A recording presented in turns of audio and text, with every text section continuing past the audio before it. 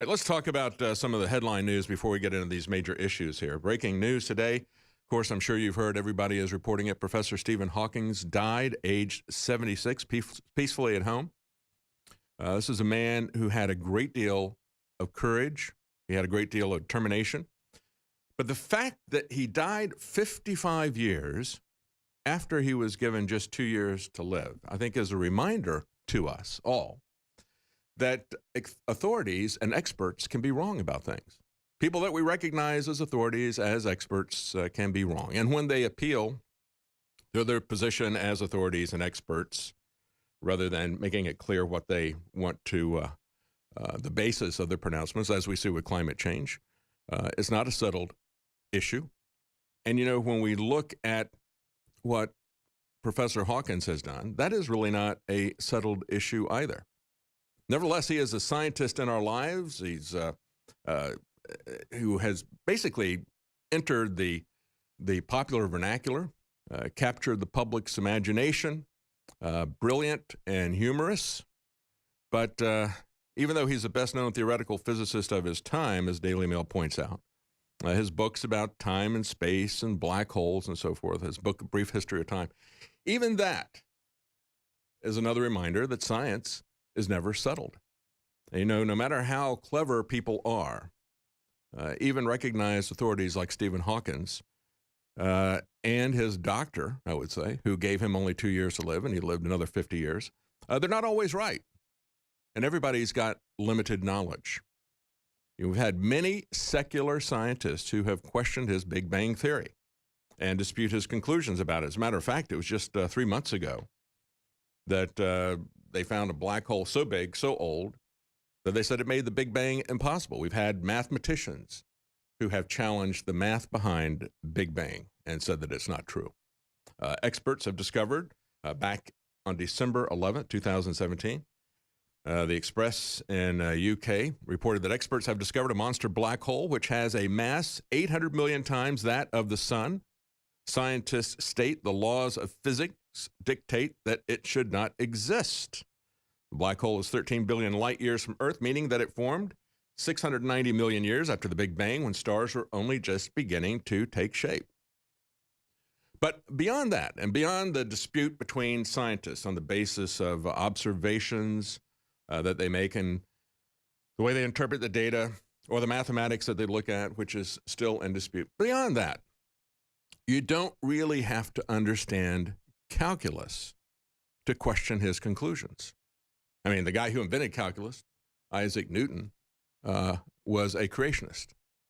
And when we look at other physicists like Maxwell, who created the equations that unified the electromagnetic fields, his series of equations showed that they were essentially a unified field. And Einstein spent the rest of his life, most of his life, really, the thing that he was really after was trying to come up with a unified field theory to extend the work of Maxwell. He wanted to see the interrelationship not only just between electricity and magnetism, but between gravitational fields and nuclear fields and so forth. He was never able to do that. But nevertheless, Maxwell was a very brilliant physicist and a creationist. You know, we can look at the universe inside of ourselves and see that the position of materialism and the Big Bang is not true. We can look at the DNA inside of us and we can see intelligent design. Darwin struggled with what he called the black box of the human eye. How could something so complex just come into existence? Now, was it a tornado in a junkyard that built a skyscraper? When you add something like an explosion to an already chaotic universe, all it does is make things more chaotic. If your papers are all out of stacks, like disorganized like my desk, and somebody opens the door and puts a breeze through here, it's only going to make things worse. It's not going to organize them into nice, neat stacks. So you don't have to be a scientist. Sometimes your confirmation bias can blind you, even if you're a brilliant mathematician. And it is not a blind faith that sees the hand of a creator in this universe. So a great man in terms of his determination, in terms of his courage, but a reminder that experts are not always right, even the medical experts who gave him a death sentence over 50 years ago. And as we look at the scientists out here, we've now got the logical conclusion of where this all goes, where atheism goes. We get Richard Dawkins so excited about the idea that lab meat will allow us to overcome the taboo on cannibalism. Cannibalism. He says, this is great. This is going to be a way that we can get rid of this idea that we can't eat each other. We'll talk about that a little bit more on the other side of the break. Stay with us. Welcome back. I was just talking about Stephen Hawkins passing. A guy with a lot of courage, a lot of humor, very brilliant, but very wrong about the nature of the universe. And to give you an idea of where this all leads, just take a look at Richard Dawkins. This is a story that's been sitting on my desk for over a week. I haven't gotten to. I thought, well, while we're talking about Stephen Hawkins, who has given the public a hope, a confirmation bias of their secular humanism, of their atheism. That's one of the reasons why he's so popular. Let's take a look at where this always leads. No matter how enlightened, no matter how sophisticated, these atheists who, by the way, they have their gods and they're fiercely worshipped. They really are.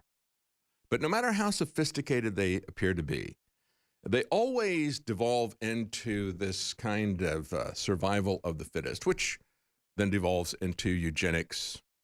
I'm better than this guy. So basically, we can destroy them. We can even eat them, as Richard Dawkins was putting out here. This survival of the fittest, this euthanasia. As a matter of fact, he tweeted out on March the 3rd, tissue culture, clean meat, quote unquote, already in 2018. He's got 2.7 million Twitter followers, and he put this out. And he said, I've long been looking forward to this. What if human meat is grown? Could we overcome our taboo against cannibalism? An interesting test case for consequentialist morality versus yuck reaction and absolutism. See, there's no absolute for the atheist. There is no moral standard for the atheist when you absolutely get down to it. And so he embraces the idea that we would get past the taboo of killing other people because we have a use for them. That finds its eventual expression in things like the Planned Parenthood murder of children for their body parts and for profit, because they're not as good as us. They're not as human as us. They're not as old or able to defend themselves. So kill them. Kill them. Or kill the Jews, or kill the white people.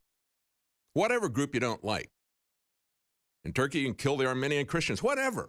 You know, just, I don't like that group, and I'm able to kill them. That means that I'm better than they are. And of course, Dawkins, as they point out, WND, famous atheist, evolutionary biologist, that's been his lifelong work, pushing the idea of evolution and the idea that you aren't accountable to anyone. Nothing that you do has any consequences. We'll be talking about that later in the program when we talk about Trump's proposed appointment for the CIA, who thinks that she can torture anybody that she wishes and get away with it, and become promoted to be the first female head of the CIA. This is the immorality that permeates our society. Now, Dawkins. Dawkins wrote his book, The God Delusion. And, if you look at that, that's what he's famous for. I've heard that there is such a book as The God Delusion. I don't necessarily agree with it. I kind of think it's a Dawkins delusion. I've heard that there's a guy named Richard Dawkins, but I have never seen him. I've never experienced him. I'm not convinced that he actually exists. I don't know that he even wrote that book. Maybe somebody else wrote that book, put his name on it. Who knows, right? That's the logic of Richard Dawkins.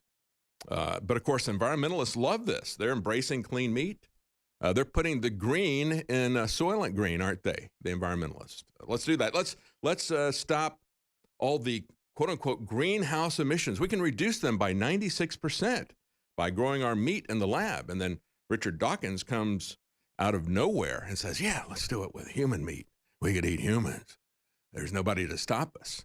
We are God, right? There's nobody to answer to. We're God. That's his idea. And if you think they're done with that, if you think they're done with taking away your meat or having you eat lab meat, or maybe you can find somebody like Richard Dawkins who gets real excited about slipping in some human meat into your diet. Maybe they'll put it in the sausage or something and serve it to you at McDonald's. You'll never know, right?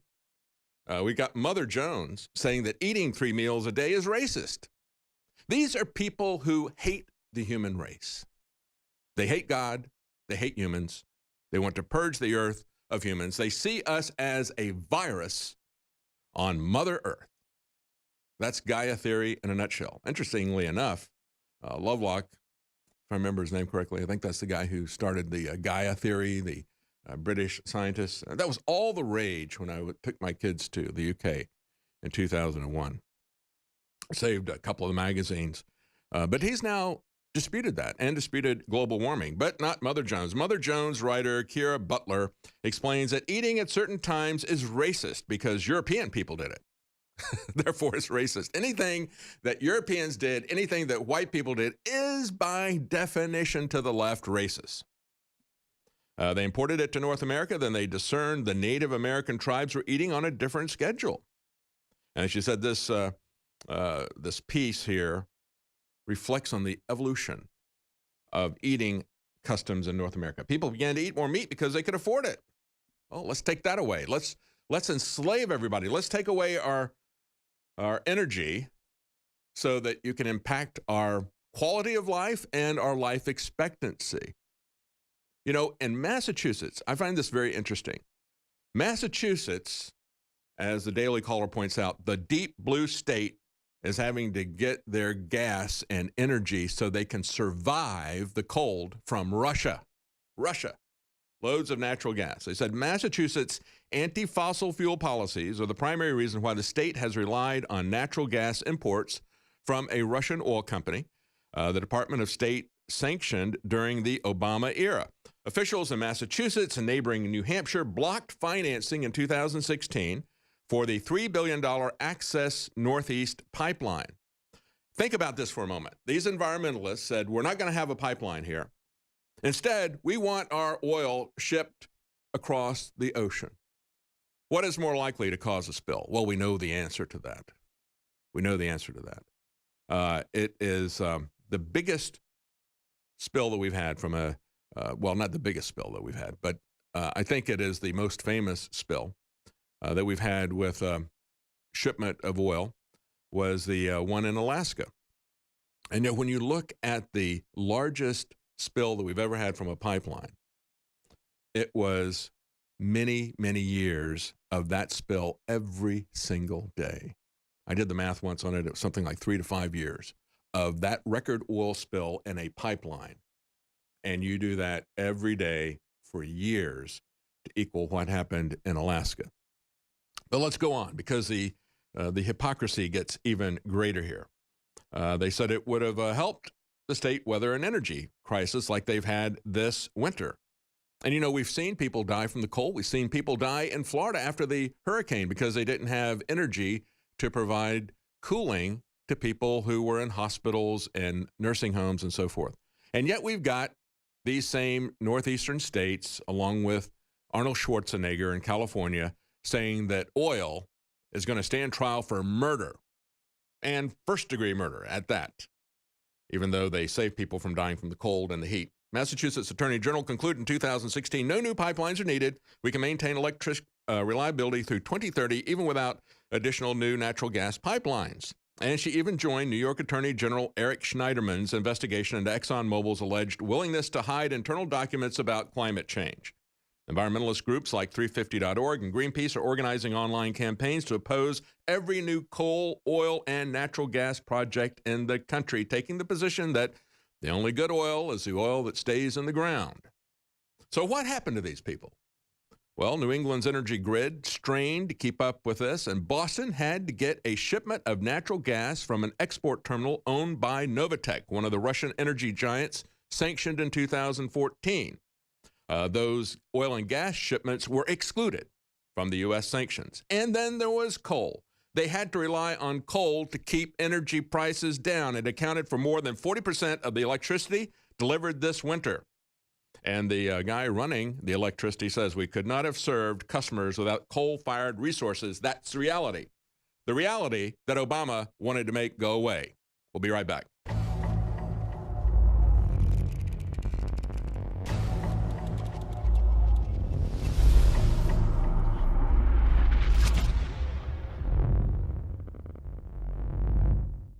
Make no mistake, we've made some major gains against the globalists, but they're striking back all over the world. Now more than ever is the time to get prepared with the highest quality emergency supplies across the board. Medical supplies, emergency supplies, communications, tactical, it's all there, and we're adding more and more every day of the very best products out there. So go to fortifiedsupply.com.